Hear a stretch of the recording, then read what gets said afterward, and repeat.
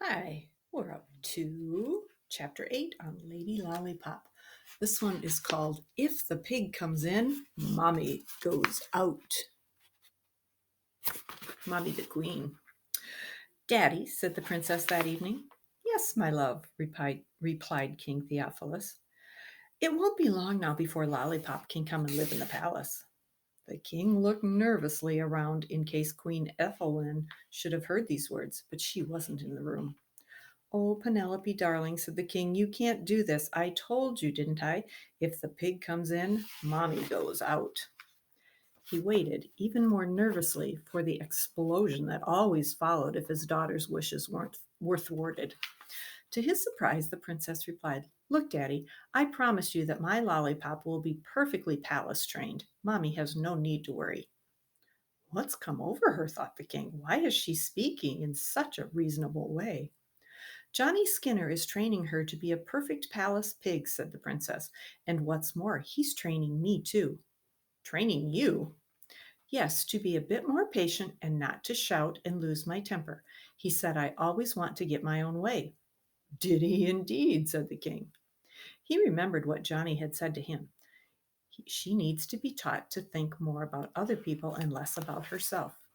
Penelope, darling, he said, I do hope that you will change your mind about bringing your pig into the palace, however well trained it becomes. The princess smiled. No, Daddy dear, I shan't change my mind, she said. You'll just have to change Mommy's. That evening the king tried. Eth, dear, he said, about Penelope's pig. What about Penelope's pig? Said the queen in a dangerously quiet voice. Don't imagine for one moment, Theophilus, that you can persuade me to change my mind and allow that ugly, dirty, stupid animal into my palace. But, said the king. No buts, said the queen. I'm going to bed. Good night. To begin with, it was not a good night for the king as he tossed and turned beneath the tufted tester of the great royal four-poster bed, unable to sleep. His thoughts ran around and around and around the same track. Penelope was going to bring the pig into the palace, then Eth would leave it. What a scandal there would be throughout the kingdom! Everyone, from the Lord High Chamberlain to the smallest scullery boy, would know that Queen Ethelwyn had upped and left King Theophilus. And why? Because the king had allowed the Princess Penelope to bring her pet pig to live in the palace. Half the populace would say, and I don't blame the queen, and the other half would blame him, saying, what sort of a king is he if he can't control his own little daughter? The fact is, nobody can control her, thought the king wearily, lying and listening to the queen's soft snores. But then, toward dawn, it suddenly occurred to him that there was somebody who could control her, Johnny Skinner. There's the king wide awake in the middle of the night. Very carefully, as not to wake the queen, King Theophilus got out of bed. Like all people who work with animals, the grooms and stable lads in the royal mew began their duties very early in the day. It was barely light when, to their great surprise, they saw entering the mews the figure of the king in a robe and nightshirt and slippers, on the royal head not a crown, but a tasseled nightcap.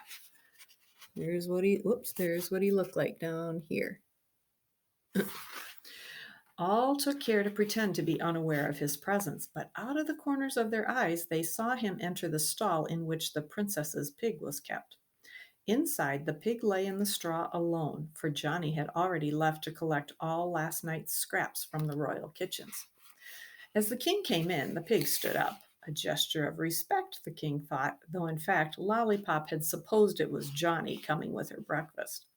I must say, thought the king, she looks twice the pig she was. Good morning, Lollipop, he said. I trust you are well.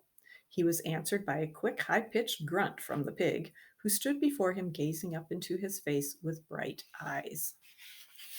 There's the work in the barn, the barn in the morning.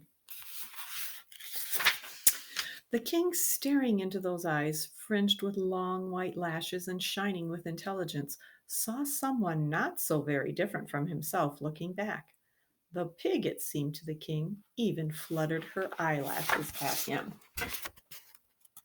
You see that? Excuse me. Just then Johnny came in with a swill bucket, and Lollipop let out a loud squeal, the meaning of which was plain even to the king. "Excuse me, sir," said Johnny, "can't keep her ladyship waiting." And he sloshed the food into the trough. "Her ladyship," thought the king as he watched the pig tucking in. "If the boy can find a way out of the mess I'm in, I'll not only make him a duke, I'll award her the title of Lady Lollipop." "How's the training going, Johnny?" he asked. "I'll show you, sir," said Johnny, "just as soon as she's finished." And when she had, he opened the door, called her out, and told her to be busy. "See, sir," said Johnny as they watched, "no problem. She could move into the palace tomorrow."